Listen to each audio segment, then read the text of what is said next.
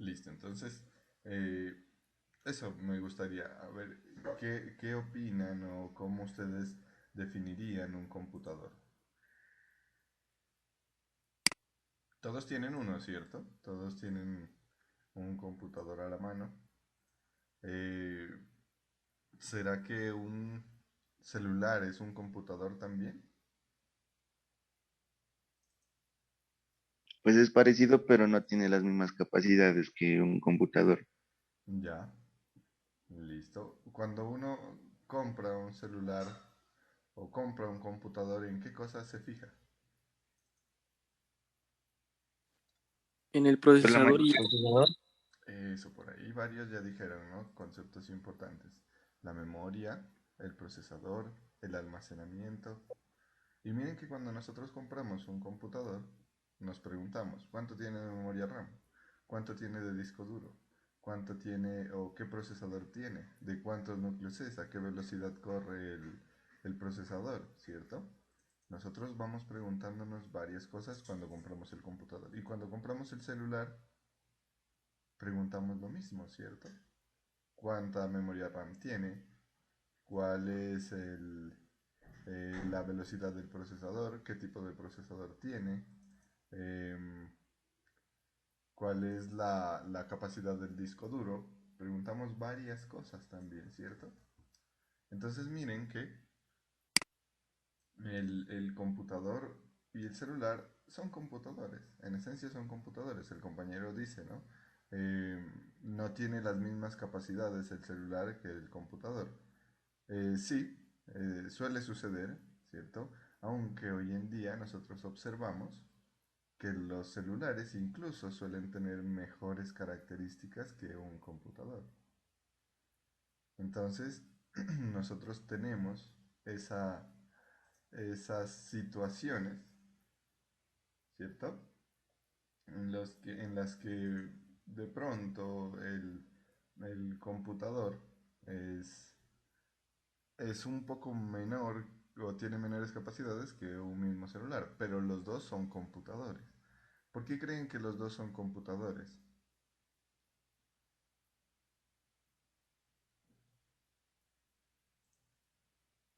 ¿Quién se imagina por qué los dos son computadores?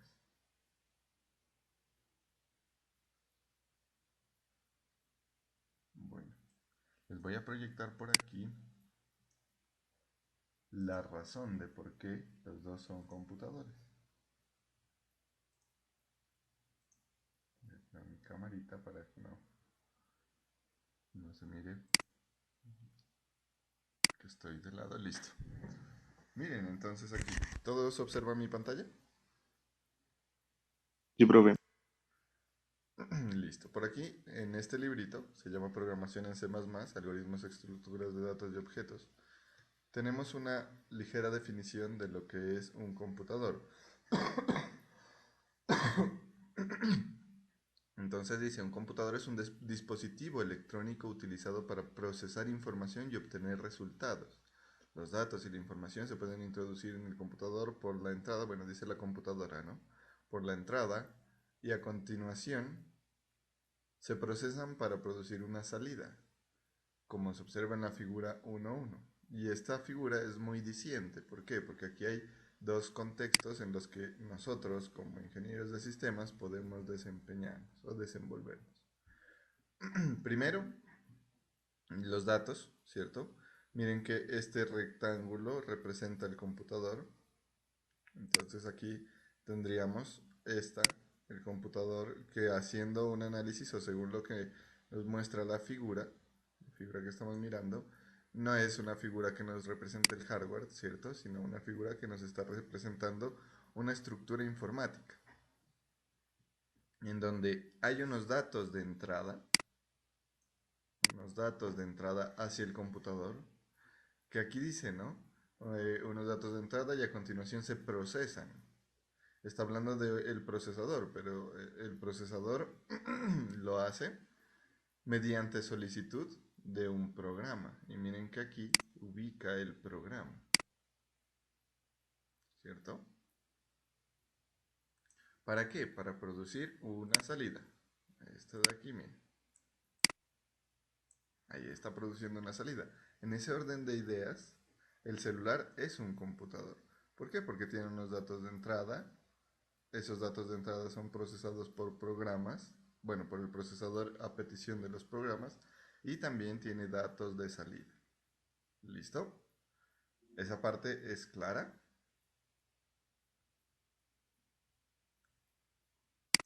Bueno, creo que sí, ¿no? Sí, profe. Listo, muy bien. Ahora, me gustaría que ustedes me digan qué otros computadores conocen, aparte de el celular y el computador portátil o de mesa que conocemos, ya teniendo en cuenta esos aspectos, ¿no? ¿Qué otros computadores conocen?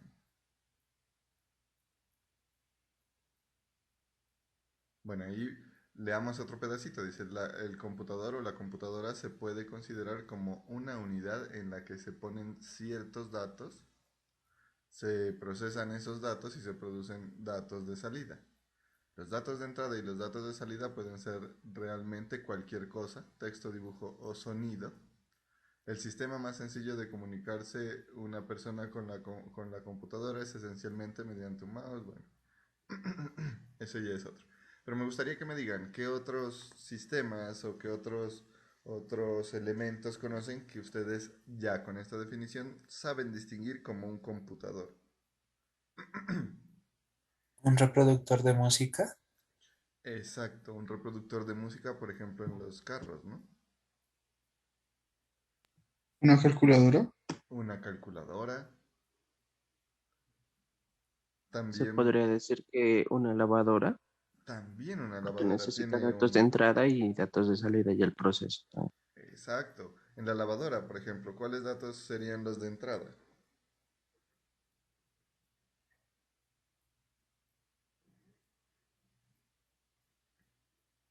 Bueno, en la lavadora los datos de entrada podrían ser el programa de lavado que se escoge, o el tiempo, o el centrifugado, o el enjuague, tantas configuraciones que nosotros le hacemos a la lavadora, ella las procesa y ejecuta una acción. En ese caso, pues los datos de salida serían ya la ejecución de la lavada, ¿cierto?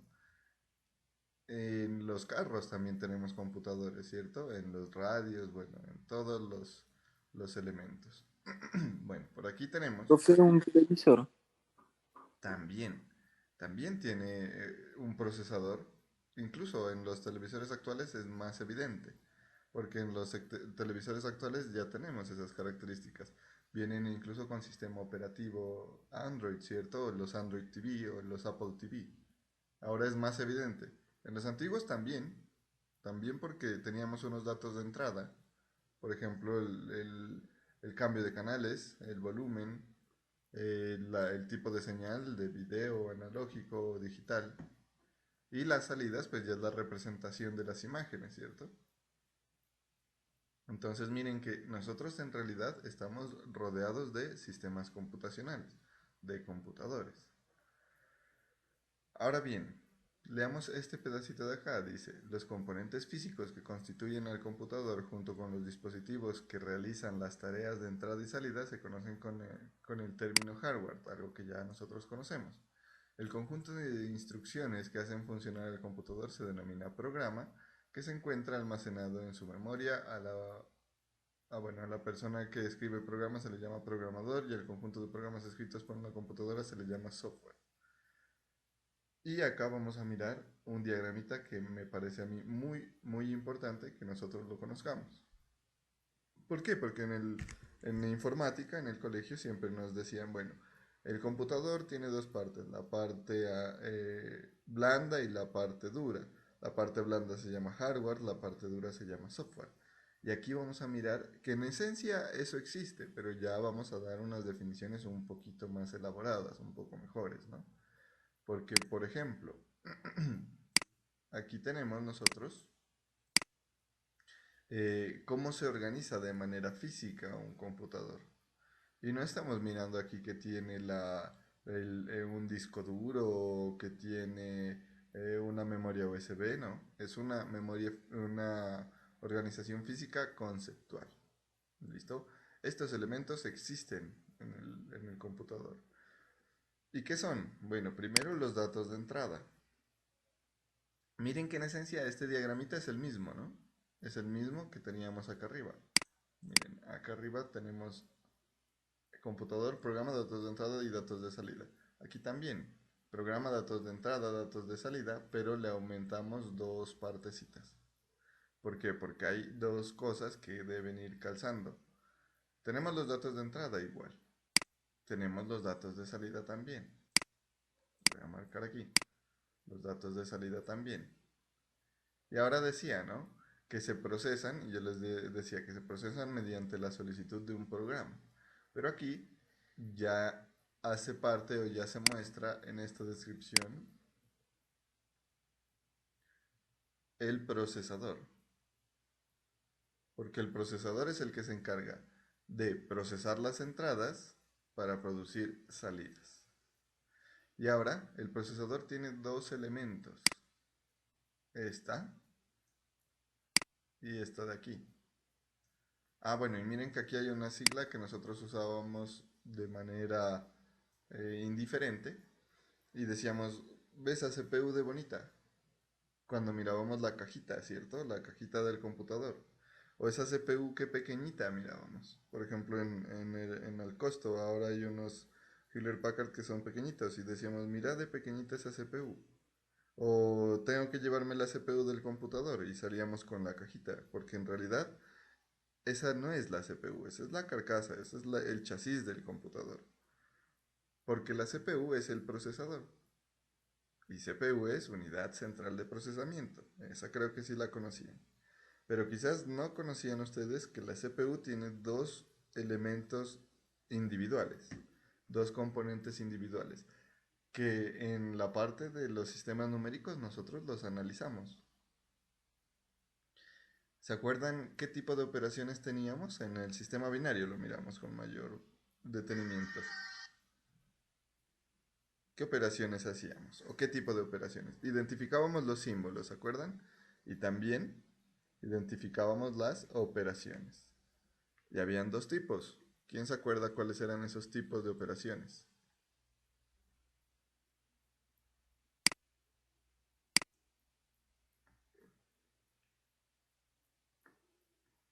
¿Nadie se acuerda? Bueno, habían suma, resta, multiplicación y división, que esos eran de un tipo. Y el otro, las operaciones de comparación, de AND y OR, que eran de otro tipo. Teníamos operaciones aritméticas, ¿cierto? Y operaciones lógicas. ¿Y quién se encarga de procesar esos elementos? Miren que aquí está esta sigla de aquí, que significa unidad aritmética y lógica. O ALU también se suele encontrar. Unidad aritmético-lógica. Esta se encarga de hacer las sumas, las restas, las divisiones, las multiplicaciones, las comparaciones, los AND, los OR, los SOR, todos los cálculos se encarga o son hechos por esta unidad, que es una parte del procesador. Y hay otra unidad, que es la unidad de control, que es la que se encarga de justamente controlar los dispositivos, de controlar periféricos, controlar la transferencia de datos, todo eso. ¿Listo? Muy bien. Y acá nosotros teníamos, ¿no? Bueno, esos datos son procesados por petición de un programa. Y hay algo que nosotros mencionábamos hace un momento de cuando compramos un computador. Decíamos, bueno, ¿cuánto tiene de memoria RAM?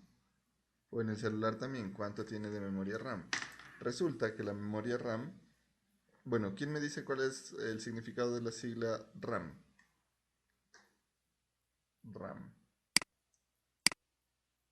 Uy. Ah, bueno, por acá creo que puedo dibujar texto. Significado de la sigla RAM. ¿Qué significa?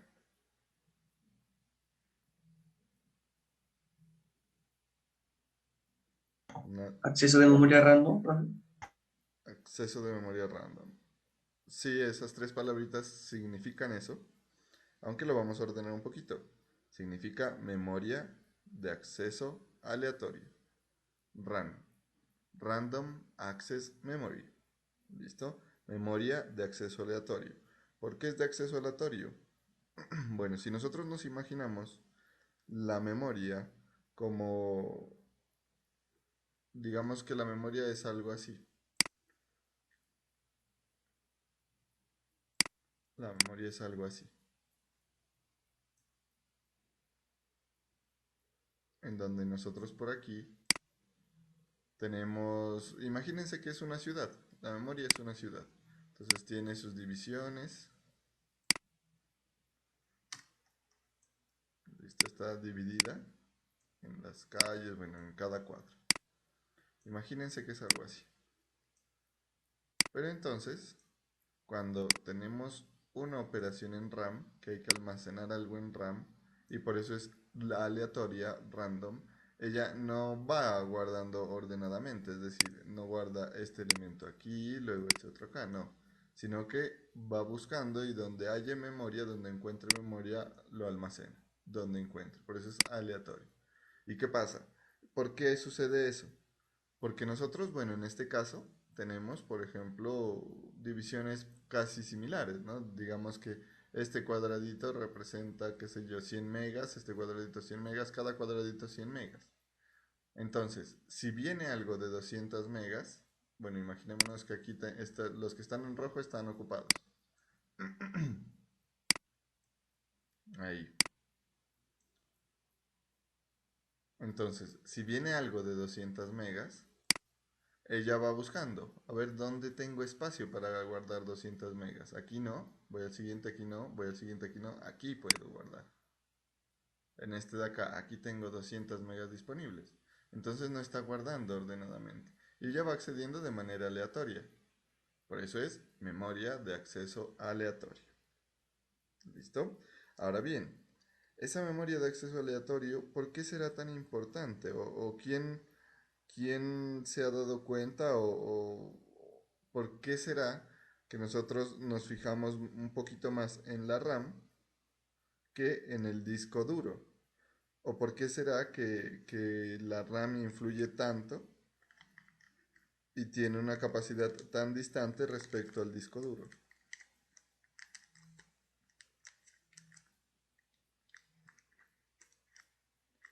¿Por qué será eso? Porque eso le aporta velocidad, profe. ¿Por qué? Le aporta velocidad al proceso que hagamos. Le aporta velocidad, excelente. Justamente es por eso. Porque la RAM le aporta velocidad. Imaginémonos lo siguiente.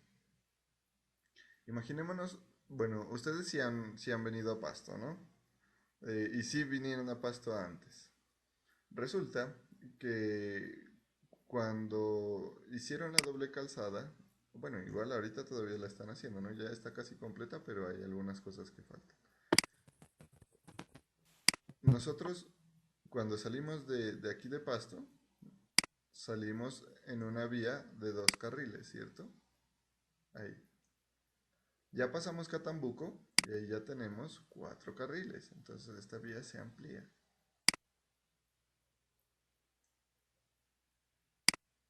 Puede andar más rápido.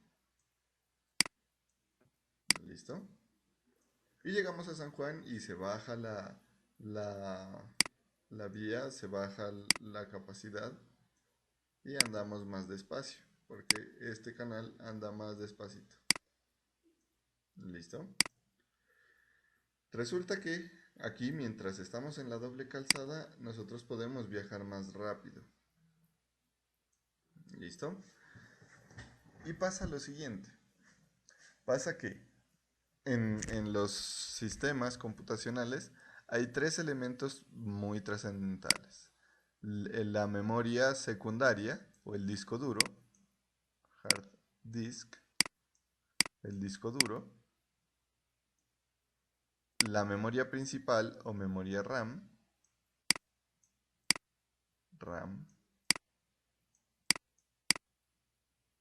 y el procesador. Eso es lo que nosotros preguntamos cuando compramos un computador. Entonces, ¿qué pasa? Nosotros en el disco duro, y por eso es almacenamiento secundario, almacenamos la información de manera secundaria. Es decir, Ahí está guardado nuestros archivos, algo que no está siempre en ejecución. En la memoria RAM se almacena lo que está en ejecución. Y en la CPU se ejecuta. Y resulta que la velocidad del disco duro es menor, perdón, ahí puse es mayor. La velocidad del disco duro es menor que la velocidad de la RAM. Y la velocidad de la RAM es menor que la velocidad de la CPU. Ay, este sí viene así. Bueno, coloquémoslos aquí abajito.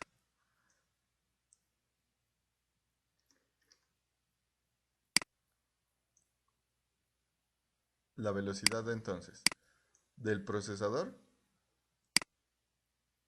es mayor que la velocidad de la RAM. Y la velocidad de la RAM es mayor que la velocidad del disco duro. Entonces, ¿qué pasa? Cuando nosotros tenemos una memoria RAM pequeñita, supongan ustedes que tenemos una RAM de 512 megas, yo lo máximo que puedo tener para trabajar directamente con el procesador, porque se produce así la interacción, viene del disco duro, tiene que vaciarse a RAM, y de RAM tiene que vaciarse a CPU, de CPU luego se pasa a la RAM, aquí de la CPU se pasa a la RAM, y de la RAM se almacena en disco duro. Así se produce la interacción. Entonces, si yo tengo 512 megas de RAM y tengo un juego que pesa 1 giga para su ejecución, ¿qué pasa? Se vuelve lento, ¿cierto? No se deja de ejecutar, sino que se vuelve lento. ¿Por qué? Porque él tiene que estar pasando las 512 megas que alcanza, la pasa aquí, las procesa, las devuelve. Y pasa las otras que necesita. Las pasa al procesador, las procesa y las devuelve. Y así se mantiene haciendo el intercambio. No quiere decir que deje de funcionar, aunque bueno, en algunos casos sí ya los computadores no tienen para más. Pero no quiere decir que deje de funcionar. Y miren que al estar haciendo ese vaciado, ese intercambio de datos, pues entre más pequeña la RAM, más tiempo se va a demorar. Porque tiene que escribir más veces en disco duro, leer más veces en disco duro, transferir más veces al procesador, procesar más veces y devolverlo más veces. Porque tengo 512 megas de RAM. Tengo que devolverlas 2 veces siquiera. Ahora, si la RAM incrementa a 1 giga y el juego pesa 1 giga, entonces vacío todo el juego, vacío al procesador y se procesa y listo, acabé. Miren que tengo que hacer la operación menos veces. ¿Listo? Por eso la capacidad de la memoria RAM afecta tanto el rendimiento de los computadores. Porque en realidad lo que estamos es aumentando la capacidad de trabajo con el procesador. Ahora bien, el procesador dice que se ejecuta más rápido, ¿no? O es más rápido que la memoria RAM. Entonces en ese intercambio también hay otros elementos que sirven, por ejemplo, algo que no sé si ustedes hayan fijado, la memoria caché del procesador. ¿Sí se han fijado en eso?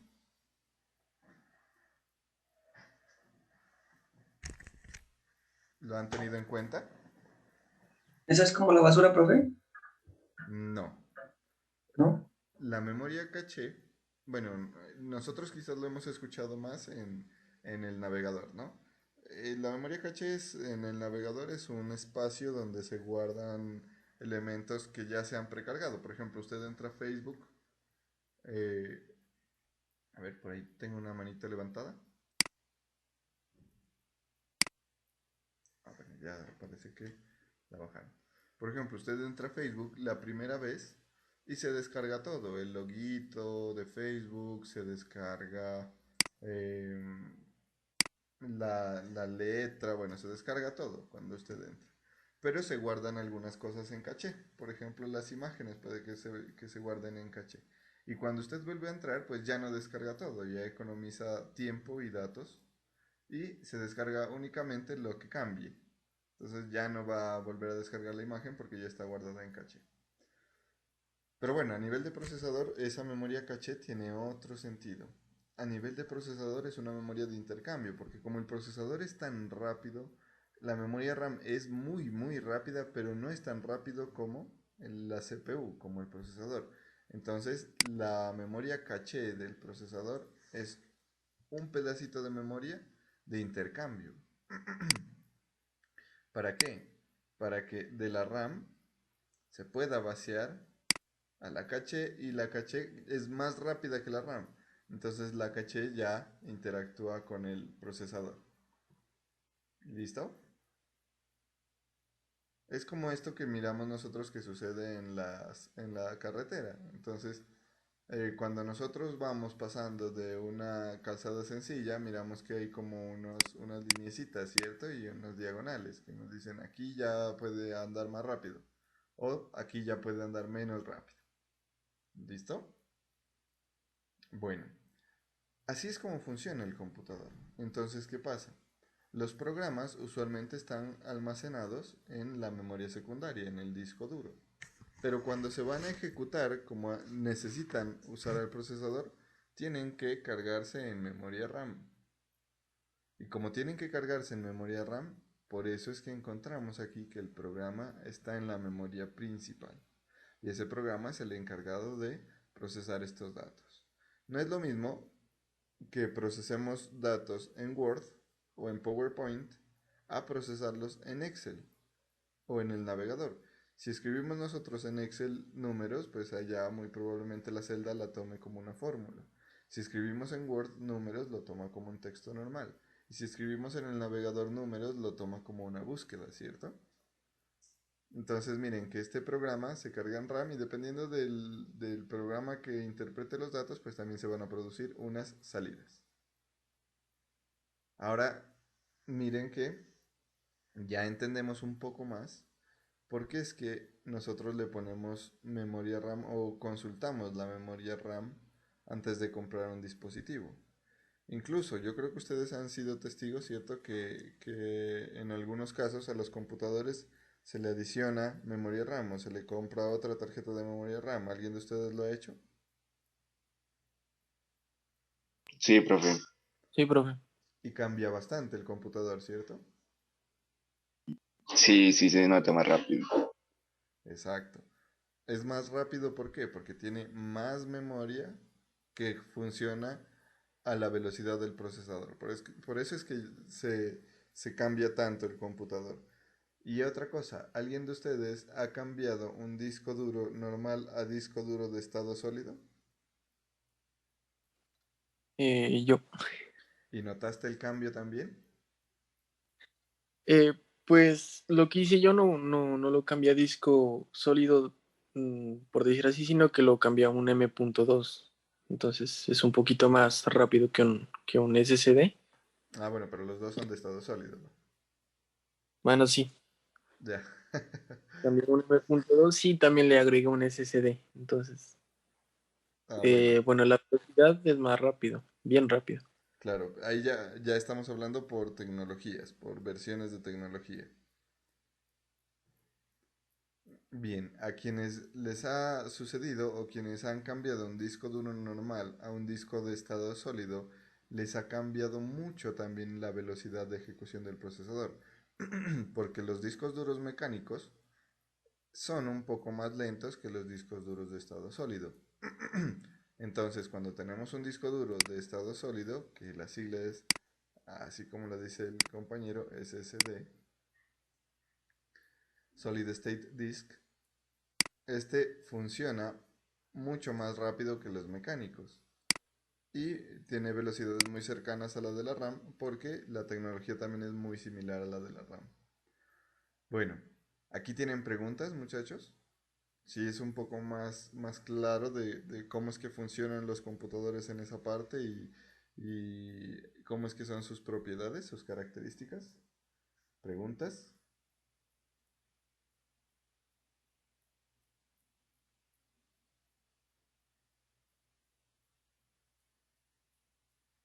Bueno, aquí también me estaba olvidando. También podemos entrar a hablar de los tipos de tecnologías, ahorita también que el compañero hace referencia, ¿no? al M2. Eh, resulta que a pesar de que digamos que físicamente algunas tecnologías son parecidas, o cambian pues también un poquito, las versiones tienen mucho que ver. Por ejemplo, yo creo que ustedes han visto, ¿no? Los puertos USB 1, que por allá tienen el plastiquito de adentro de color negro, los puertos USB 2, que tienen el plastiquito de color blanco, y los puertos USB 3, que tienen el plástico de color azul. Todos son USB, pero cambia la velocidad de transferencia. El USB 3 ya tiene una sigla que es SSP, de Super Speed. Entonces, SS, perdón. Super Speed, y transfiere información casi a 100 megas por segundo, que eso es hartísimo. Entonces, las tecnologías también tienen mucho que ver. Bueno, creo que hasta aquí vamos comprendiéndonos. Bien, por aquí tenemos otro diagramilla. Este libro me parece a mí muy bueno para comprender la parte del computador y la parte de los lenguajes de programación. Pero bueno, aquí vamos a mirar cómo es que funciona el procesador, porque todo sucede con algo que nosotros lo denominamos buses. No son los buses de la calle, ¿no? Sino los buses de datos. Resulta que la CPU internamente pues tiene la unidad de control, tiene la unidad de aritmética lógica y interactúa con la memoria central, ¿no? Con la memoria RAM, o la memoria principal. Entonces, miren que la unidad de control interactúa en ida y vuelta con esta memoria central, la cual interactúa en ida y vuelta con con la unidad aritmética lógica. Y tenemos buses de entrada, ¿listo? Digamos lo que son puertos de entrada, por ejemplo el puerto USB, o el puerto, no me acuerdo cómo se llama, el de los teclados viejitos, el del micrófono, por ejemplo, bueno, diferentes puertos de entrada. Eh, También tiene puertos de salida, la memoria externa o el almacenamiento permanente, este sería el disco duro, y los dispositivos de entrada y salida que se comunican en doble vía. Entonces miren aquí, los dispositivos de entrada únicamente se comunican con un bus de entrada, algunos, pues no todos, ¿no? Por ejemplo, el micrófono solamente es de entrada, no tiene salidas. Eh, ¿Qué sé yo? La pantalla táctil, o bueno, el táctil más bien, un panel táctil solamente es de entrada.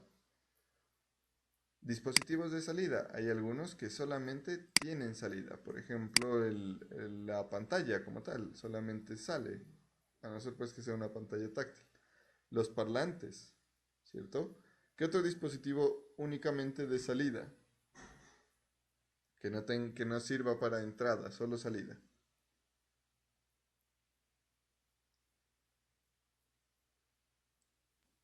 La pantalla, La pantalla, listo, esa la habíamos mencionado. ¿Cuál otro? Solo salida.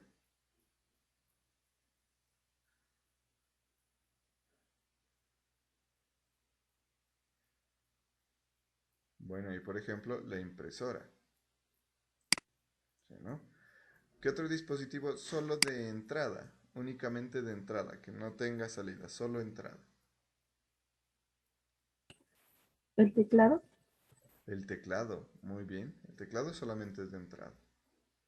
Y existen otros dispositivos que son de entrada y salida, que sirven para las dos cosas. Por ejemplo, em, una memoria USB. Nosotros de ahí podemos sacar datos y también podemos almacenar datos en una memoria USB. Em, un joystick, por ejemplo, un control que conectamos al computador, puede ser un dispositivo de entrada y a la vez de salida. De entrada, normalito, pues cuando ejecutamos los botones, y de salida, por ejemplo, cuando el computador le envía la orden al control de que debe vibrar. Ahí es un dispositivo de salida. Bueno, y la memoria externa, pues este va en dos direcciones que sirve para escribir y leer desde allá. Por acá, pues rápidamente vamos a tener dispositivos de entrada, estos ya son más que conocidos. Y la memoria RAM. Listo, a ver por acá. Bueno, esto de las direcciones, ya. Ahora bien, esto es algo que nosotros debemos conocer muy bien, esta tablita que la miran aquí. ¿Por qué razón? Porque claro, y ahora se está colocando de moda e incluso ya es más fácil, ¿cierto? Leer algunas cosas.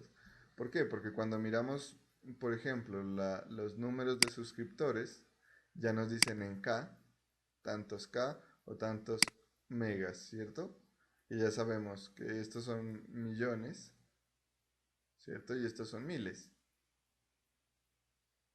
¿Listo? Pero nosotros en los sistemas computacionales pues tenemos igual kbyte, megabyte, acá no solamente indica miles o millones, sino de bytes. 1000 bytes, 1024 bytes en realidad. Megabytes, 1024 kilobytes. Gigabyte son 1024 megabytes y terabyte son 1024 gigabytes y bueno, se habla también ya de petabyte, ¿cierto? Entonces estas son las unidades de memoria que nosotros utilizamos.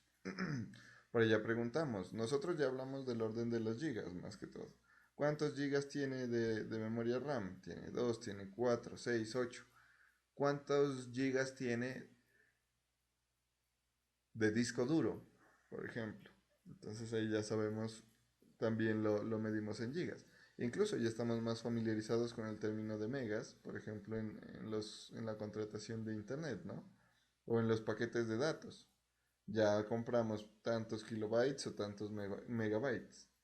Entonces estos términos ya nosotros los hemos utilizado, pero lo que debemos tener en cuenta es esa jerarquía, ¿no? Así como nosotros, por ejemplo, tenemos gramo, libra. ¿Cuántos gramos son una libra, muchachos?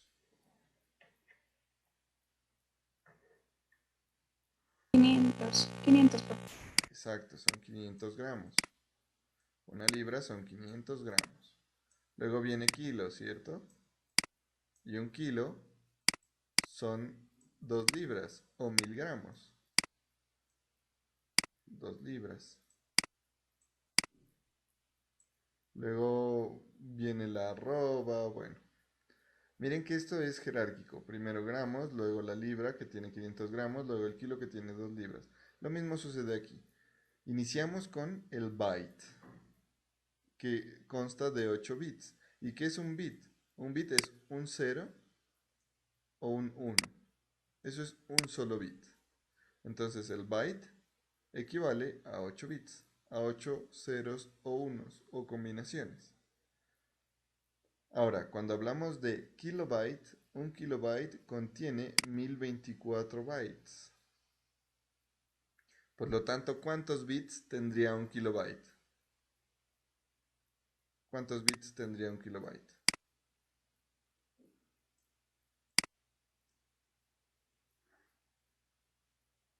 ¿Cómo lo podríamos calcular?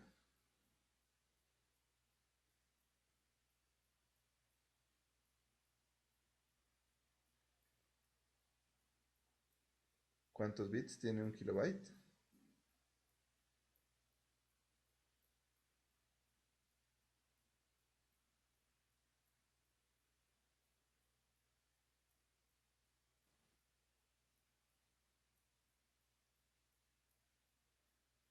¿Nadie? Bueno, la operación ahí es sencilla, ¿cierto? Si un kilobyte tiene 1024 bytes y un byte consta de 8 bits, entonces un kilobyte tiene 1024 por 8 bits. O sea, serían como 8100, como 8160. Sí, 8192. Eso. Un kilobyte tendría 8192 bits. ¿Listo? Ah, bueno, y aquí debemos tener en cuenta esta forma de escritura, porque eso es algo en lo que suelen errar muchas personas que quizás es por el desconocimiento. Bien, ahorita les digo. Luego tenemos que los megabytes es una composición de 1024 kilobytes, es decir, 1024 de estos. Y luego los gigabytes, que son 1024 megabytes. Por último, los terabytes, que son 1024 gigabytes. Entonces, si nosotros, por ejemplo, el profesor nos dice, bueno muchachos, necesito saber cuántos megabytes, voy a abrir este,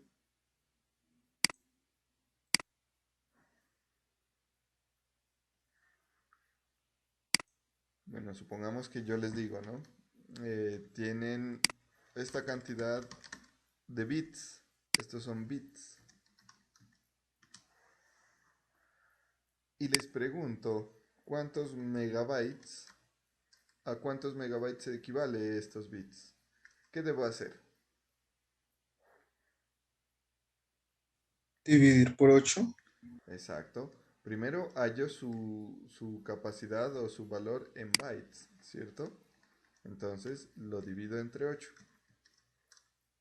para encontrar en bytes. Divido este igual a este entre 8.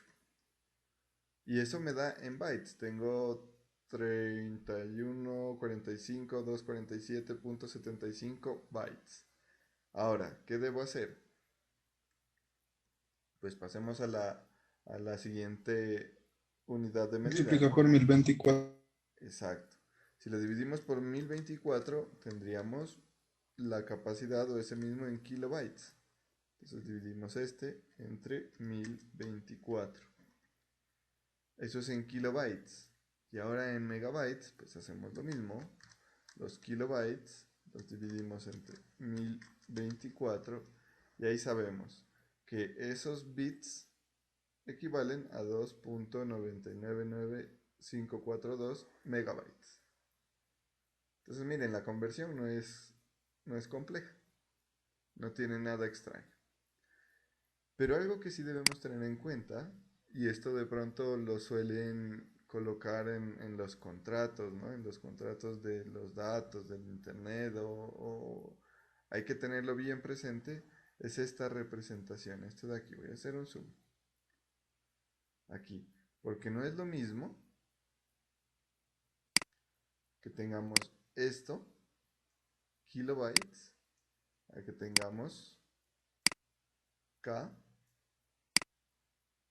B. ¿Qué diferencia miran?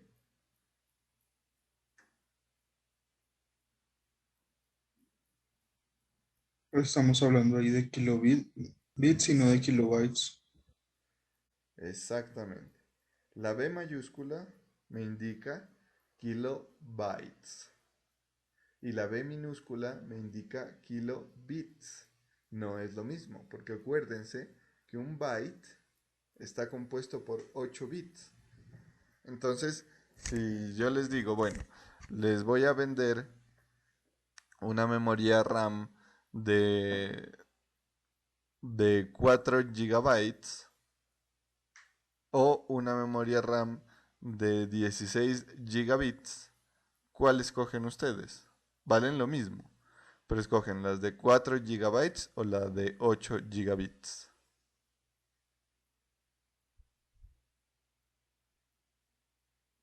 A 8 gigas. ¿Gigas qué? La de Ah, 4 gigabytes. gigabytes. Gigabytes, ¿cierto? Porque nos damos cuenta que el byte tiene más capacidad que un bit. Entonces hay que tenerlo muy en cuenta. ¿Listo? Bien. Esto, pues ya, como les decía antes, uno se enredaba un poco. Cuando yo estaba estudiando me enredaba un poco al hacer las conversiones, pero ya con lo de los youtubers, los influencers y todo esto, estas notaciones son un poco más similares, solo que allá en lugar de ser 1000, en lugar de ser 1024 es 1000. Nosotros en informática pues vamos a hacer las operaciones por 1024. Y esto tiene sentido en el siguiente orden. Ustedes se han dado cuenta, ¿no? Que por ejemplo, pasamos de tener, verán, acá, hagamos. Lo voy a hacer aquí. Nosotros teníamos, ¿no? 2 elevado a la 2. Alejandra Mora, ¿tienes alguna duda? No, profe, perdón, se me activó el micrófono. Tranquila, no te preocupes. Teníamos aquí 2 elevado a la 0 primero. Listo. Luego 2 elevado a la 1. Esto lo voy a dejar aquí fijo y por acá voy a colocarlo. Y este pongámoslo de aquí. Ahí. 0, 1. Aquí voy a seguirle. Este más 1. Vamos a mirar lo siguiente, porque esto es interesante.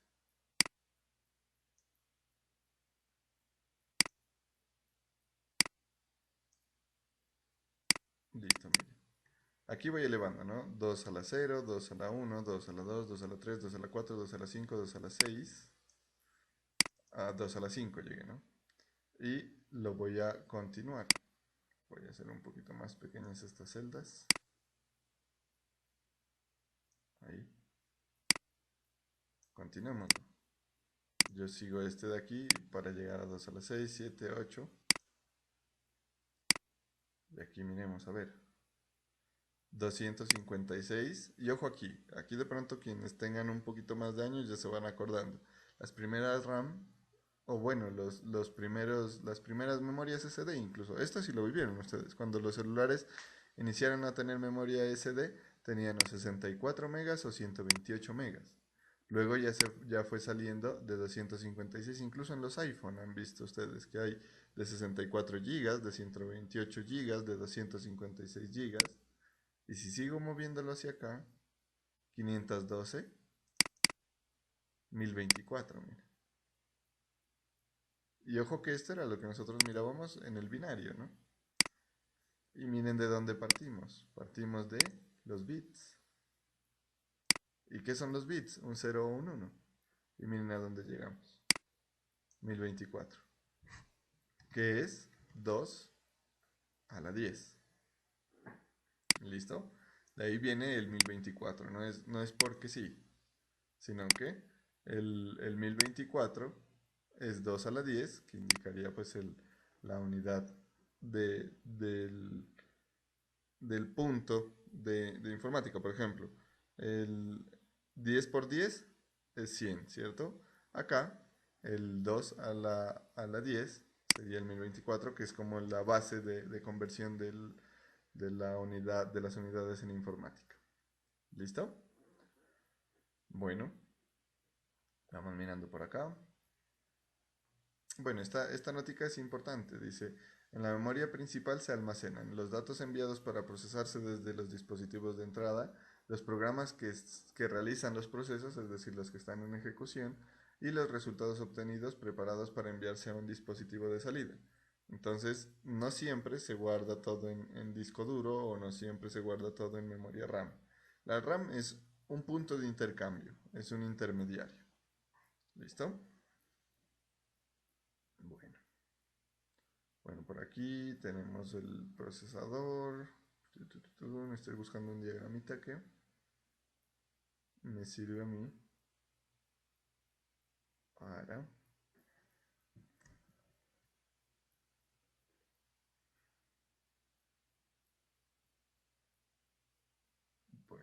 Bueno, acá sí, acá tengo algo.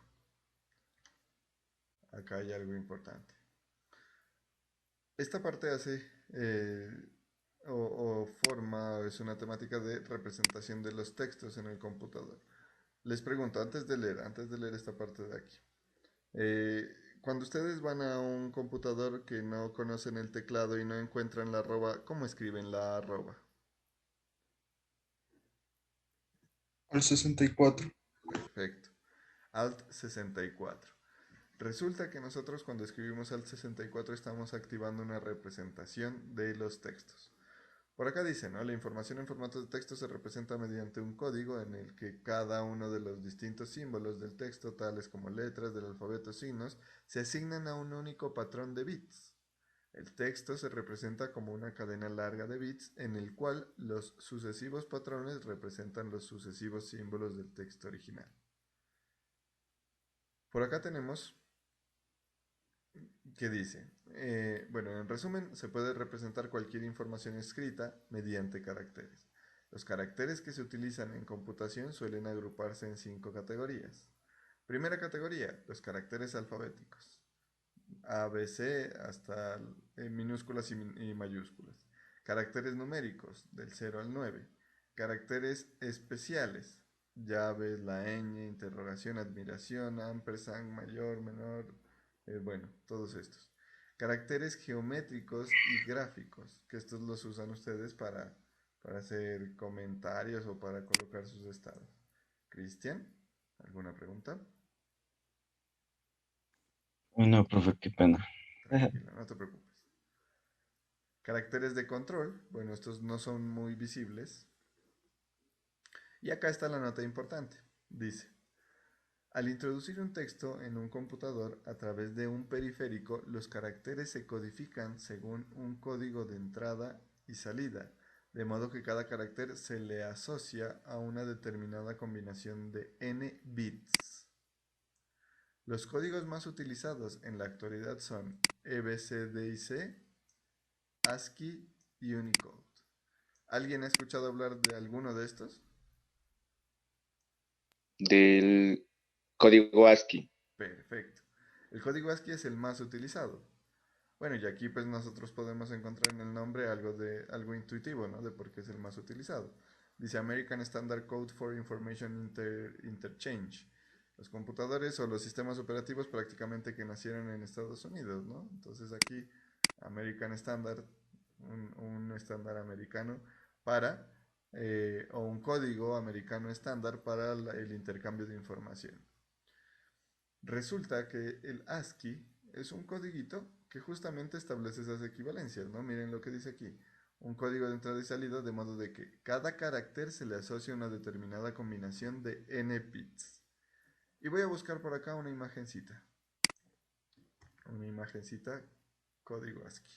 Si yo busco aquí, y ustedes pueden verlo allá también, ASCII. Código ASCII, bueno, a mí me gusta esta.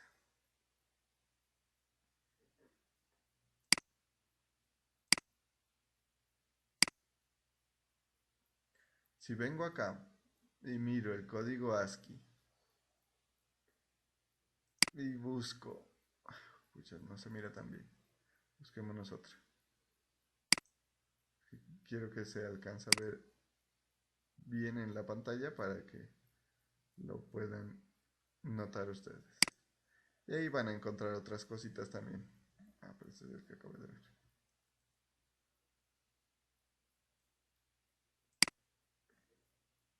Eso.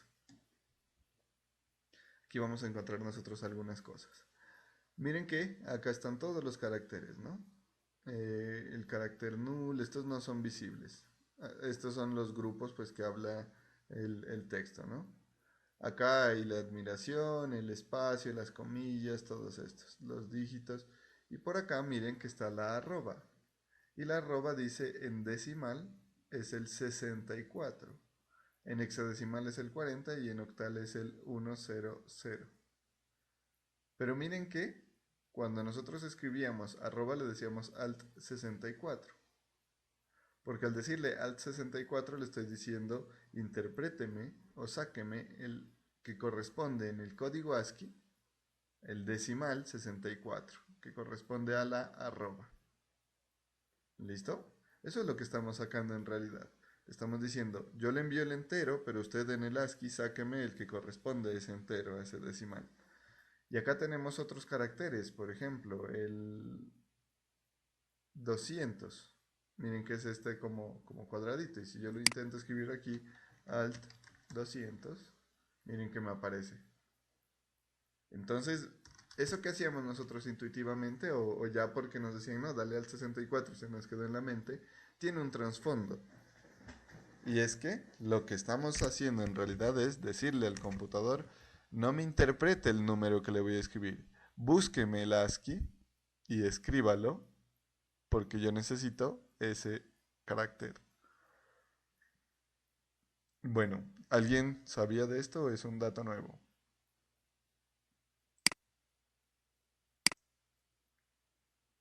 ¿Dato nuevo? Sí, para mí es un dato nuevo.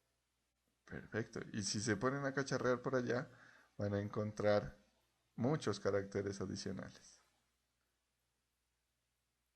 Bueno, por aquí estoy mirando a ver qué más es bastante relevante de esta parte. Representación de imágenes, no. Presentación de sonidos, concepto de algoritmo, listo. Bueno, este ya lo vamos a mirar más adelantico porque ahorita ya tenemos una base conceptual o ya sabemos más o menos de qué va o a qué hace referencia la conformación de un computador, que si miramos pues acá en las temáticas, nosotros decíamos primero qué son los computadores. Y ahora tenemos que entender qué son los sistemas operativos. ¿Listo? Computador, ya sabemos, tiene partes de lógica y partes de hardware. Y ahora el sistema operativo debemos comprenderlo.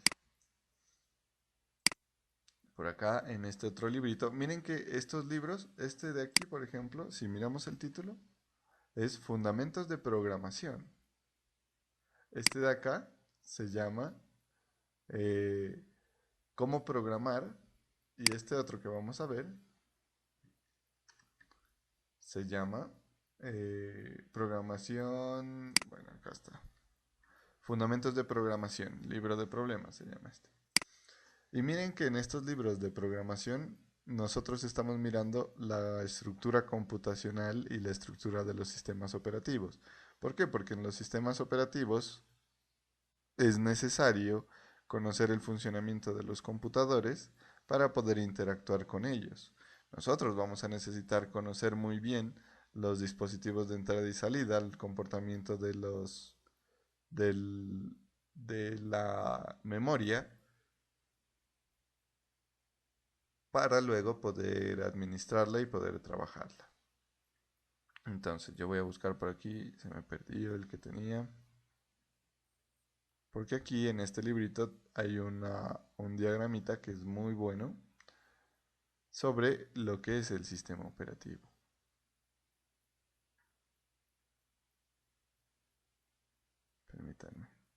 Permítanme un momentico. Ah, bueno, en este librito yo igual se los voy a colocar en la plataforma, ¿no?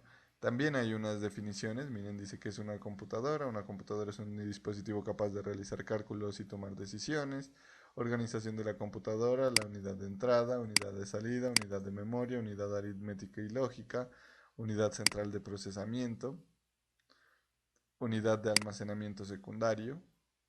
Y aquí, bueno, tenemos una breve historia de los sistemas operativos. Yo les voy a leer y también les voy a ir contando cositas. Dice, las primeras computadoras eran capaces de realizar solamente una tarea o trabajo a la vez. A esta forma de operación de la computadora a menudo se le conoce como procesamiento por lotes, de un solo usuario. La computadora ejecuta un solo programa a la vez mientras procesa los datos en grupos o lotes. En estos primeros sistemas, los usuarios generalmente asignaban sus trabajos a un centro de cómputo que los introducía en paquetes de tarjetas perforadas y a menudo tenían que esperar horas o incluso días antes de que sus resultados impresos regresaran a sus escritorios. Aquí hay cosas muy importantes. ¿Se acuerdan que cuando iniciamos miramos una presentación, unas diapositivas de unos computadores bien viejitos, de los inicios de los computadores? ¿Se acuerdan? Sí, profe. Eso, yo la tengo por aquí. Por acá mirábamos que había algo que eran las tarjetas perforadas. ENIAC, los computadores. Aquí están, miren. Las tarjetas perforadas. Y miren lo que nos habla acá el librillo. Nos dice que antes se trabajaba utilizando tarjetas perforadas. Entonces, sí va concordando lo que hemos charlado con la historia. Imagínense, puede ser un poco raro, ¿no? Pero imagínense que estos son los programas. Aquí estaban los programas y los datos. Súper raro, ¿cierto? Nosotros un programa, digamos que lo más abstracto de un programa es un CD o un disquete. Bueno, ustedes ya disquete no tanto. O un archivo. Pero antes eran así los programas. Y ahí tenemos código. Bueno, el software denominado sistema operativo se desarrolló para facilitar el uso de la computadora. Los primeros sistemas operativos administraban la suave transición entre trabajos, incrementando la cantidad de trabajo o el flujo de datos que los computadores podían procesar. Y aquí vamos a mirar una cosita que a mí también me gusta mucho mostrarles, que es la línea de tiempo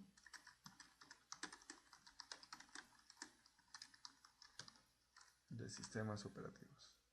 La línea de tiempo de los sistemas operativos. Time to ask. Esto. Miren, yo igual se los voy a compartir en la plataforma. ¿Por qué? Porque tenemos una cantidad de sucesos desde el principio de los tiempos, más o menos. A ver, aquí hasta qué época está. Bueno, miremoslo en forma de lista. Uno lo puede mirar en línea de tiempo o en forma de lista también. Timeline o list. Miren que aquí hay algunas de las fotos que hemos tenido nosotros, que hemos usado, ¿no? Que hemos visto en las presentaciones. Dice, primero nació la máquina Colossus, luego los tubos al vacío, y aquí hay pues unas descripciones históricas. Luego un PC digital, está la fotico. El Z3, y aquí dice construido por el ingeniero alemán Konrad Zuse. Las tarjetas perforadas, transistores, mainframes, la aparición de Fortran, que fue el primer lenguaje de programación. Miren, aquí dice desarrollado originalmente en 1957, exclusivo para ordenadores IBM, gracias a una propuesta de John W. Backus. El procesamiento por lotes, circuitos integrados, System 360. Por acá tenemos spooling, CTSS, Multics, de esto hemos hablado también. Computadores, ya aparecen los computadores personales, más parecidos a los que conocemos, los chips de silicio, el Microsoft DOS, que es el primer sistema operativo de Windows, los sistemas operativos en red, IBM, Unix, Windows 95, Windows 97, Windows NT, Windows ME, Windows XP, de aquí en adelante creo que ya algunos los conocemos, Windows Vista, Ubuntu, Windows 7, Windows 8, Windows 10 y ahora pues ya está por salir el Windows 11, ¿no? Estas líneas de tiempo a mí me gustan mucho porque uno puede tener un contexto de la historia. Por aquí hay muchas más líneas de tiempo. Cada una pues tiene como su enfoque, ¿no? Hay algunas que se centran en el hardware, otras en el software, otras en ambas cosas, en los dispositivos innovadores. Lo bonito es que tiene como fotografías y capturas de pantalla de esos sistemas. Entonces estos a mí me suele gustar mucho ponerme a mirar y leer porque aquí uno entiende la evolución de los sistemas operativos y conoce algunos también que en algún momento pueden ser de utilidad. Por aquí miren que hay varios, ¿no? Estos se enfocan más como en las interfaces de usuario de los sistemas operativos. Ya contempla la aparición de Android como sistema operativo también. Bueno, por acá hay un Illuminus, Open Indiana. Bueno, y acá hay uno de YouTube, dice. Ese no lo he visto. Sucesos históricos también. Entonces yo les voy a compartir este enlace para que ustedes lo puedan mirar también y puedan tener en cuenta esa historia. Y ahorita miramos una pequeña presentación que les he preparado. Bueno, por acá tenemos varias cositas, ¿no? Aquí ya integran sistemas operativos Linux también, miren. Por acá estaba Red Hat, También integra los de Mac. Y hay varios, ¿no? Mac OS 9. Y por acá tenemos otra orientación también. Iniciando desde Mac. Por acá sistemas Mac, puros Mac. Tenemos aquí. ¿Listo? Bueno, este yo les voy a compartir en la plataforma para que lo puedan tener ahí en cuenta. Y continuando por acá. A ver, quiero encontrar un diagramita que es muy diciente. No está, entonces lo hacemos nosotros. Este de aquí me va a servir luego. A ver, permítanme le echo un ojo a ver si está por aquí. Es un diagrama de cómo se ubica el sistema operativo en el computador. Este creo que ya inicia a hablar de la parte de la programación. Y este de acá.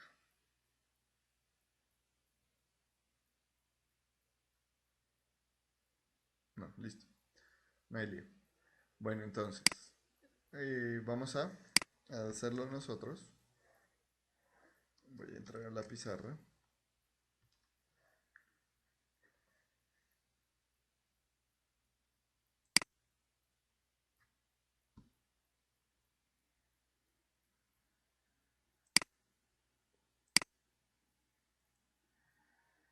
Uy, está lenta. ¿Ustedes me están escuchando bien?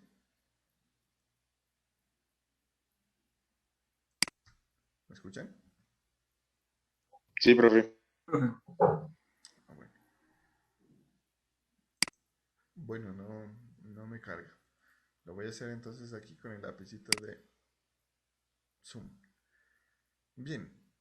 Ustedes han escuchado algunas definiciones de pronto de sistemas operativos, ¿no? ¿Qué es el sistema operativo? En informática, ustedes muy probablemente les dijeron, el sistema operativo es tal y tal y tal cosa.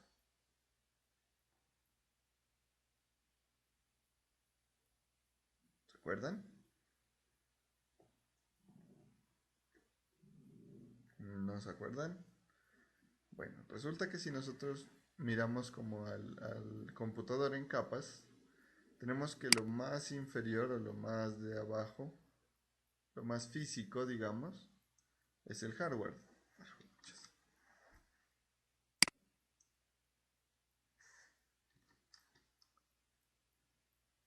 Con este. Lo más físico aquí es el hardware. Este es como con lo que nosotros tenemos contacto directo, con lo que lo podemos tocar, ¿cierto? Y resulta que este hardware, por su complejidad, nosotros no lo podemos manipular directamente, sino que para ello necesitamos un conjunto de programas, que administran ese hardware, que sirven para controlar este hardware de aquí.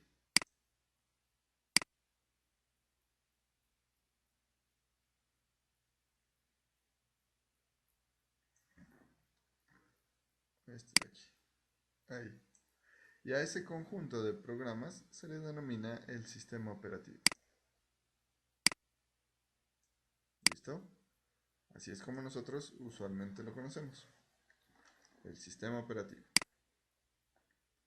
Y el sistema operativo es utilizado o interactúa con el usuario para que el usuario pues, pueda realizar sus tareas.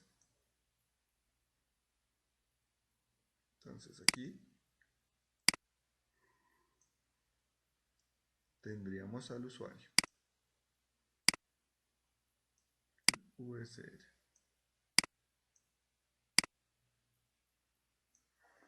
Listo. Entonces miren, esto es como un sándwich, ¿no?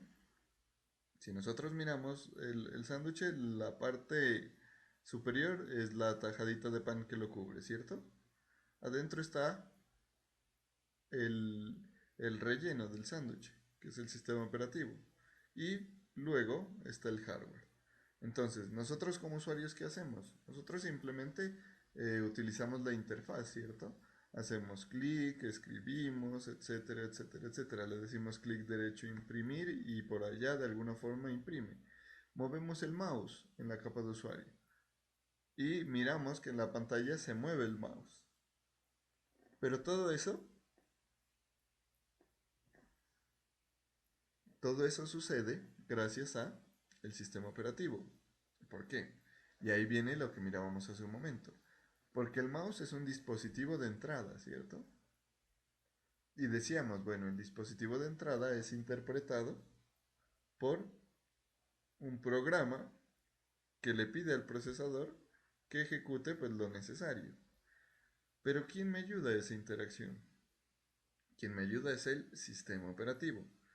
El sistema operativo se encarga de interpretar la acción del mouse o la acción del usuario a través del hardware, es decir, el hardware produce la acción recepciona la acción del usuario, el sistema operativo la interpreta y la muestra el resultado de esas acciones. Por eso es que esto se interconecta entre sí. Usuario con sistema operativo con hardware. Se dice entonces que el sistema operativo es un intermediario entre el usuario y el hardware. Gestiona el hardware. Gestiona todos los elementos de la parte física para que el usuario no tenga esa tarea. Resulta que si nosotros tuviéramos que imprimir sin el sistema operativo, prácticamente que para imprimir una sola hoja nos tocaría, mejor dicho, hacer o nos tocaría invertir una gran cantidad de días. Y ahora, ese sistema operativo tiene muchas formas o muchas implementaciones. Por ejemplo, si yo miro por acá, si miramos por aquí la arquitectura del sistema operativo Windows, va a ser muy diferente a la arquitectura del sistema operativo Linux. Miremosla por ejemplo aquí. Bueno, ahí se ve muy chiquita, ¿no? ¿Esta que es? ¿Pantalla completa? No. Como que toca es ver por acá.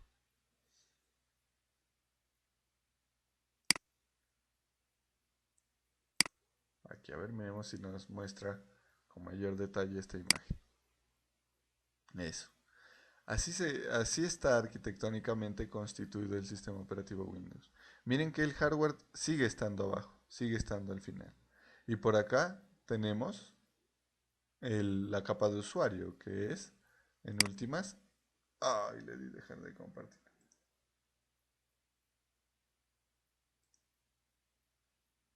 Listo, ahí estoy compartiendo nuevamente. Espérenme. Ahí. Listo. Listo. Miren que acá arriba ya dice, estas son aplicaciones. Windows 32, POSIX, OS2. Estas son aplicaciones que usa ¿quién? El usuario. Nosotros. Miren que en este recuadro grandote aquí, bien grande, este es el sistema operativo. Este es el sistema operativo que está en la mitad del sándwich, ¿no? Y acá abajo pues tenemos al hardware. Miren que es lo mismo del diagrama que mirábamos. Solo que aquí tiene pues ya unas distinciones en implementación, y aquí escuchamos o vemos un término que lo hemos escuchado muchísimo en estos días o ahora, que es el término kernel, ¿no? Se está iniciando a utilizar de manera indistinta sin comprender qué es el kernel. Bien, en la arquitectura de Windows nosotros tenemos que los programas, cualquier programa, Excel, Word, lo que sea, va a ejecutarse en un entorno del subsistema, en un environment subsystems. Y en ese entorno se hace un intercambio, miren aquí. En el entorno de subsistema se hace un intercambio con un subsistema integral. Ahí miren. que integra las capas del servicio de estación de trabajo, del servicio del servidor y de seguridad. Hay un intercambio con él. Pero también estos dos, miren, ya, bueno, y aquí dice, ¿no? Esta es la capa del modo de usuario. Y luego, estos de aquí interactúan con la capa del modo kernel. ¿Qué es el kernel? Es el núcleo del sistema operativo. Pero bien, acá nosotros tenemos que los programas van a interactuar con esta capa de ejecutiva, en donde se ejecutan los servicios, todo o la mayoría de las cosas están integradas por servicios. ¿Qué es un servicio? Es un programita, digámoslo así, que está siempre en ejecución sin que el usuario se dé cuenta. Ese es un servicio. Hay un servicio que siempre está atento de las órdenes del teclado. Hay un servicio que siempre está atento de las órdenes del mouse. Hay un servicio que siempre está refrescando la pantalla. ¿Ustedes sí se acuerdan de esos computadores viejitos que pasaba una banda en la pantalla? Que se miraba que iba bajando y luego volvía a aparecer. ¿Se acuerdan? ¿Les tocó o no les tocó? Sí, sí, profe. Eso es porque la Sí, profe. pantalla está continuamente refrescándose. Bueno, también creo que ya se ha visto, de pronto ustedes han visto, ¿no? O si han grabado sus videos, de pronto aquí hay algún estudiante que tenga algunos inicios en YouTube, que graba las pantallas de los computadores, se ha dado cuenta que los frames de la cámara debe coincidir con los frames del computador, de la pantalla, para que no se mire como entrecortado. Y es por eso, porque la pantalla está constantemente refrescándose. Hay un servicio que me refresca constantemente la pantalla. Cuando yo muevo el mouse aquí, no es un movimiento continuo. Son un conjunto de imágenes que se están proyectando que me muestran o me hacen sentir que hay un movimiento fluido, pero no, es un conjunto de frames, de imágenes que se van ejecutando.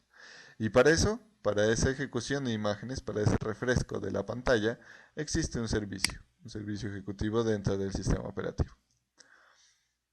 Y estos pues tienen varios, ¿no? Varias cositas, varios administradores. El administrador de entrada y salida, Input-Output Manager, Security Reference Monitor. Aquí podemos encontrar el firewall de Windows, bueno, hartas cositas. IPC Manager, estos son los puertos. Virtual Memory Manager, memoria virtual. A veces se necesita virtualizar algunos elementos de la memoria. Administrador de procesos. Este PNP, no recuerdo. PNP, que creo que hace parte de compiladores.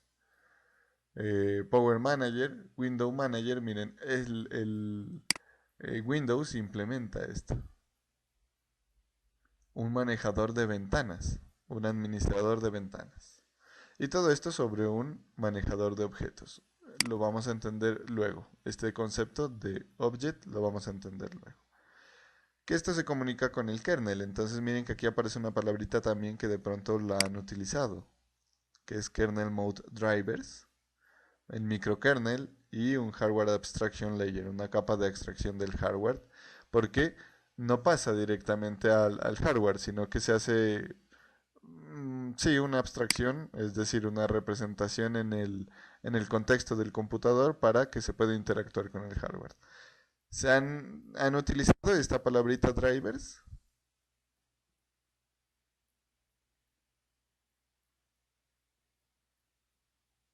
Nunca. Sí, profe. ¿Sí? ¿Para qué casos la han utilizado? ¿O qué han dicho cuando utilizan con la palabra driver? Son como, Los controladores. Ajá. Sí, para cuando, que las cuando se aplicaciones. suele instalar un nuevo periférico. Exacto. El Entonces, mismo sistema operativo nos suele decir, ¿no? Debe instalar el driver. Y ese driver es un programita. Pero no es un programa normal, no es como decir un Windows, perdón, un Word o un PowerPoint. Este driver es un programa bien especial. ¿Por qué razón? Porque el driver, así como el sistema operativo es un intermediario entre el usuario y el hardware, el driver es un intermediario entre el sistema operativo y el hardware. Este es el driver. ¿Por qué? Porque el driver es capaz de recibir las instrucciones del sistema operativo, instrucciones que vienen en un lenguaje de programación. Pero también es capaz de traducirlo, esa instrucción, de traducirla a hardware, a nivel de la electrónica que compone el hardware. De eso se encarga el driver. El driver traduce las instrucciones a la electrónica del hardware.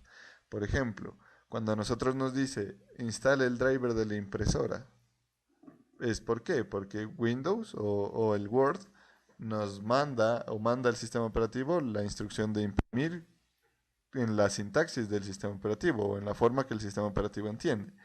Pero como hay varias impresoras, entonces no todas van a funcionar igual. Yo tengo que instalar un driver para las Epson, otro para las Hewlett Packard, otro para las Canon, incluso entre referencias también cambia, ¿no? Un driver para Epson T510, otro para Epson 256, bueno, etcétera, etcétera, etcétera.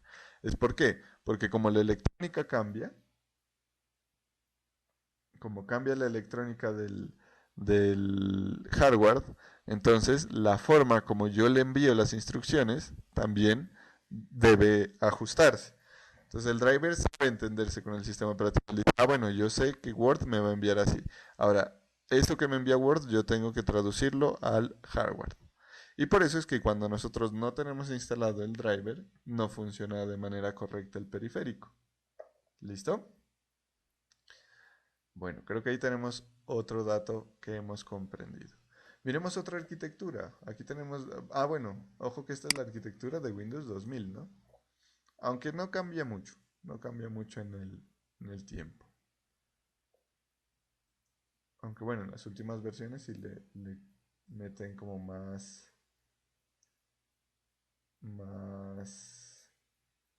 digamos, detalle, ¿no? A algunas cosas. Arquitectura Windows Vista, Windows 10.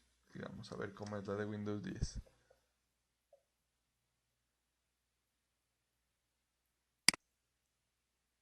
Bueno, acá Core OS Service, no, este no es. Bueno, busquémonos otra. Busquemos, por ejemplo, hay un diagrama que es bien famoso, que es la arquitectura del sistema operativo Android.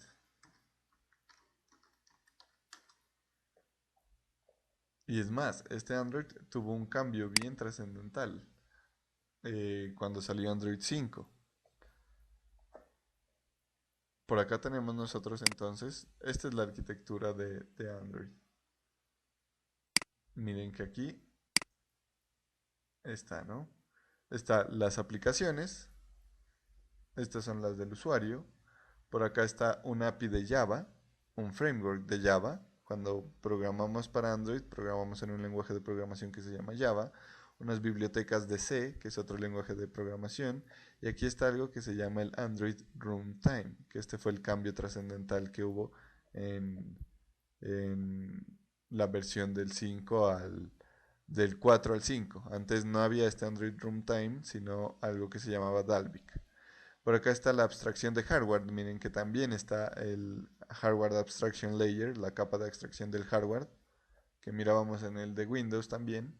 Y está el kernel de Linux. Por eso es que decimos nosotros, Android es basado en Linux, porque utiliza drivers, sobre todo para los dispositivos, y también elementos del núcleo, ya propios de la administración del hardware, dentro del sistema operativo. Bien, eso entonces sabemos ahora qué es el sistema operativo y creo que conocemos muchos sistemas operativos, ¿no? ¿Qué sistemas operativos conocen o cuáles han utilizado ustedes? ¿Quién me dice por ahí? Bueno, creo que Windows todos, ¿no? Ubuntu, Linux Mint, Ajá. Windows, ya de la parte de Linux, nos mencionan Ubuntu, Mint, Android, creo que la mayoría. ¿Alguien de ustedes tiene iPhone? Porque también pues el iPhone tendría el iOS, Mac, Sí. eso miren. ahí tenemos conocimiento de varios sistemas operativos que se han utilizado. Entonces, esos sistemas operativos tienen una evolución, una historia, un tiempo. Y creo que el que más hemos usado, o el que todos hemos usado más bien, es el sistema operativo Windows, ¿cierto? ¿Quién no ha utilizado un Windows? Casi nadie, ¿no? Entonces, es más, el primer computador que nosotros tocamos fue prácticamente con Windows. Entonces vamos a mirar por acá una breve historia de cómo fue evolucionando Windows. Permítanme, yo lo abro aquí. Abro la presentacióncilla.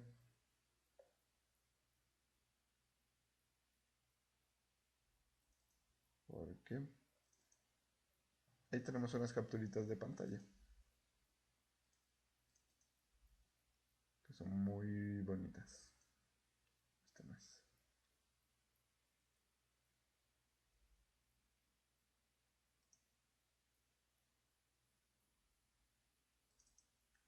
Lo tengo acá.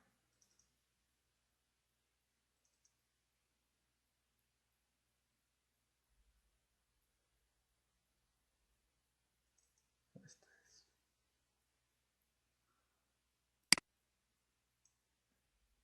Listo. Bien, entonces nosotros vamos a ir mirando por acá algunas curiosidades de Windows, ¿no? Sabemos que es una distribución de software propietario. ¿Qué quiere decir esto de que sea propietario? Que debemos pagar para usarlo. Profe, pero yo no he pagado nada a Microsoft. Porque cuando usualmente compramos nuestros computadores en Alcosto o en Éxito o en algún almacén de cadena, ya suelen venir con la licencia incluida dentro del precio. Perdón. Entonces, en realidad nosotros sí estamos pagando por la licencia de Windows, solo que ya pareciese que viniese incluida dentro del precio del computador. Pero usted puede comprar, por ejemplo, en Alcosto un computador no con Windows, sino con otro sistema operativo como Linux, mejor dicho, sin Windows y le va a salir más barato. ¿Por qué? Porque no tiene que pagar por la licencia. En últimas, quienes tengan un computador que lo compraron en un almacén de cadena eh, con el Windows original, que no le hayan cambiado el Windows, tienen su sistema operativo pagado. No han incurrido pues, en ningún fraude de licenciamiento de Windows. A veces uno hace la instalación o lo lleva a que le formaten el computador y ahí pues ya se suele perder la licencia original y ya tiene una licencia, digamos, fraudulenta. ¿Listo? Bueno, acá miramos el primer Windows que nació en el 85. Tuvo soporte por 16 años y miren aquí, estos eran los requerimientos del sistema operativo, de todo el sistema operativo. 250 kilobytes de memoria, necesitaba 2 unidades de disquete. ¿Alcanzaron a trabajar con disquete alguien de ustedes? No, ustedes creo que ya son del 2000 en adelante, ¿no? Bueno, el disquete era un cuadradito, digamos, eran las USB de antes. Bueno, se recomienda, miren esto, se recomienda un disco duro, no necesariamente, pero se recomienda un disco duro. Y 512 kilobytes de memoria para ejecutar varios programas. Por acá tenemos una fotografía de cómo era el Windows en esa época. Y aquí hay algo que se conservaba hasta hace poco, que era el buscaminas, miren. Y miren los colores también. ¿Qué se dan cuenta de esos colores? ¿Hay varios colores o hay pocos colores? Hay pocos colores, ¿cierto? Pocos colores. Ajá. Y eso es debido al RGB. ¿Se acuerdan que mirábamos lo del RGB, lo del píxel? Cuando hacíamos lo del hexadecimal. Mírenlo aquí. Red, green y blue. Todo es red, green y blue y obviamente blanco y negro. ¿Listo? En RGB, cuando nosotros le damos todo el color, queda blanco, y cuando le quitamos todo el color, queda verde, queda negro. Entonces, aquí en esencia todo esto es RGB. ¿Listo? Luego vino Windows 2, aquí tenemos algunas características, ya cambia gráficamente. Se incluyó algo que nosotros ya conocemos como el panel de control. Ya se colocaron los iconos, ya tiene atajos de teclado, ya se pueden superponer ventanas, así como están aquí, e implementa memoria extendida.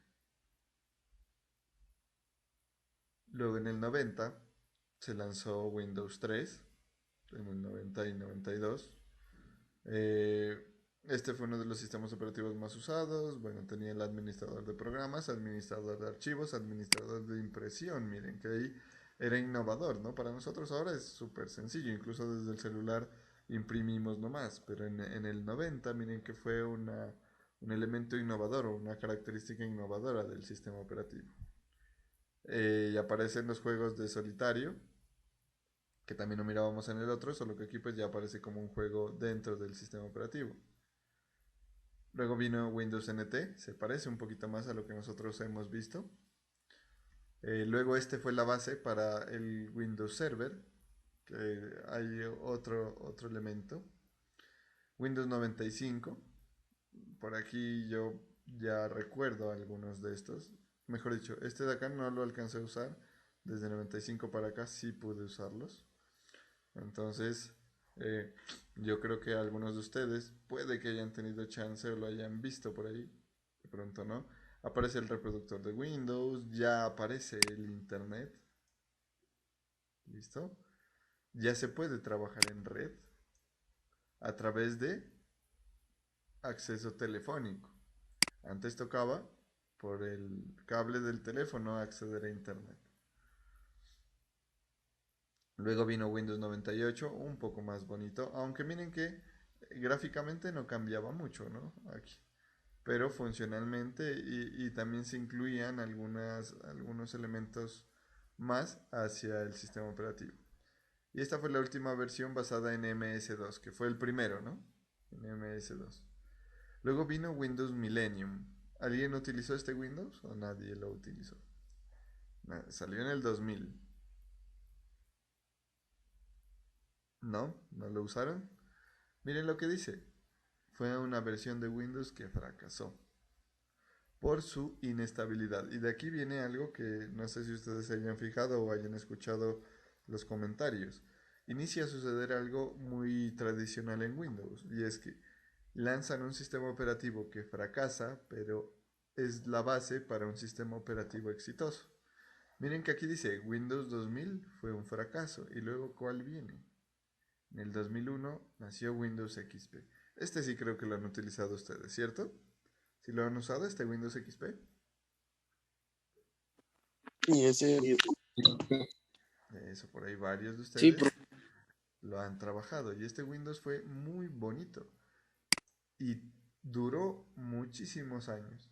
Prácticamente que desde la escuela ustedes pudieron trabajar y ya aún existen algunos Windows XP. Pero miren que fue producto del aprendizaje de Windows Millennium, que fue un fracaso, lo mejoraron y nació Windows XP. Igual este también es bueno, aquí dice, ¿no? Es una de las versiones más alabadas y también modificadas. Uno podía encontrar Windows XP de color gris, le podía encontrar estos iconos cambiados, un montón de formas, ¿no? A ver, echémosle un ojito aquí. Versiones de Windows XP.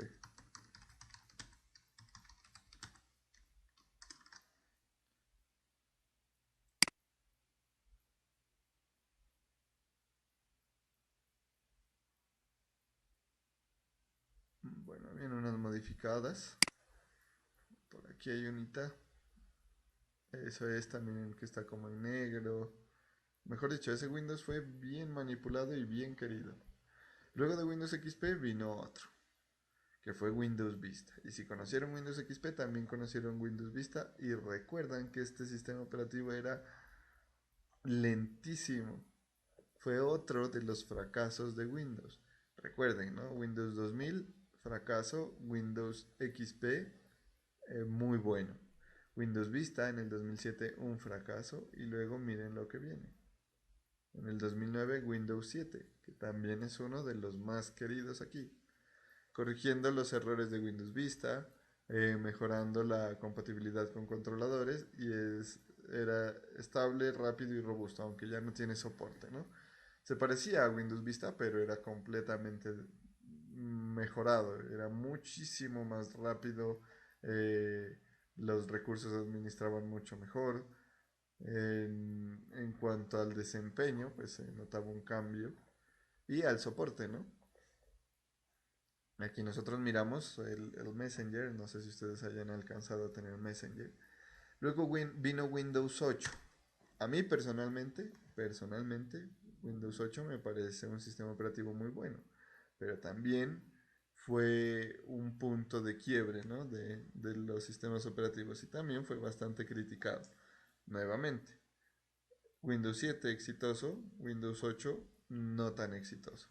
Y aquí sucedió algo bien, bien importante, que fue un shock para todo el mundo. Desapareció el botón de inicio y se implementa la interfaz Metro, ¿cierto? Bueno, y la pantalla completa para las aplicaciones, para la ejecución de aplicaciones. Y aquí esto sí fue bastante incómodo para algunos usuarios e innovador para algunos otros, porque ya al no tener el botón de inicio, decían, bueno, y ahora yo cómo encuentro las cosas. Al no iniciar en el escritorio se convirtió en una aplicación más de Windows. Entonces ahí fue como un shock, ¿no? Incluso me acuerdo que cuando salió Windows 8 habían unos instaladores del botón de inicio, me acuerdo, para habilitarlo. Y luego salió un remiendo, digamos, un parchecito que fue Windows 8.1, en el cual pues ya implementaron, fue basado en Windows 8, pero ya implementaron el botón de inicio nuevamente y se iniciaba en el escritorio. Tiene mejor compatibilidad de hardware, mayor estabilidad y velocidad y vuelve el botón de inicio. Este Windows 8, me acuerdo que a partir de la instalación de Windows 8 u 8.1, prácticamente uno ya cuando formateaba computadores no utilizaba los CDs de los drivers.